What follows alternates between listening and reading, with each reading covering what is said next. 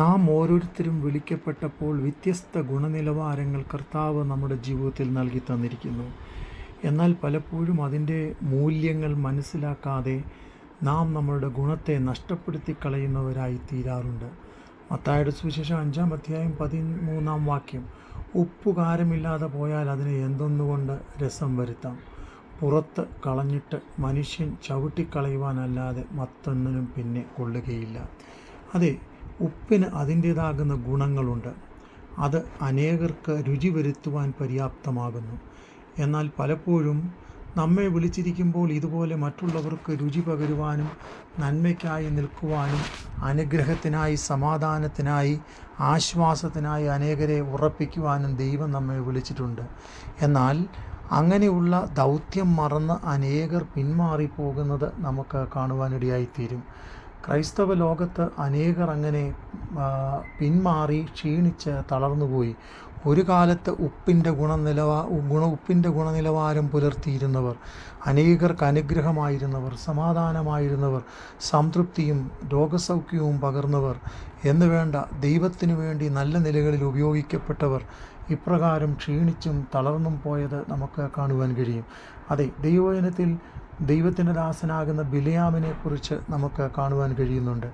അവൻ ദൈവത്താൽ ഉപയോഗിക്കപ്പെടുകയും ദൈവിക അരുളപ്പാടുകളും ദൂതുകളും തൻ്റെ ജനത്തിനു വേണ്ടി അറിയിക്കുകയും ചെയ്തു. എന്നാൽ ബാലാക്കിൻ്റെ പക്ഷം ചേർന്ന് പണമോഹിയായി ദ്രവ്യാഗ്രഹത്തോട് കൂടി ചേർന്ന് നിന്നുകൊണ്ട് അവൻ ദൈവാലോചന വിട്ട് ഒഴിഞ്ഞു മാറിപ്പോകുന്നതായി നമുക്ക് കാണുവാൻ കഴിയുന്നുണ്ട്. യൂദായുടെ ലേഖനം 1-ാം അധ്യായം അതിൻ്റെ 11-ാം വാക്യം വായിക്കുമ്പോൾ അവിടെ ഇങ്ങനെയാണ് നമുക്ക് കാണുവാൻ കഴിയുന്നത്: അവർ കയ്യിൻ്റെ വഴിയിൽ നടക്കുകയും കൂലി കൊതിച്ച് ബിലെയാമിനെ പോലെ വഞ്ചനയിൽ അകപ്പെട്ടു പോവുകയും ചെയ്തു എന്ന് എഴുതിയിരിക്കുന്നു.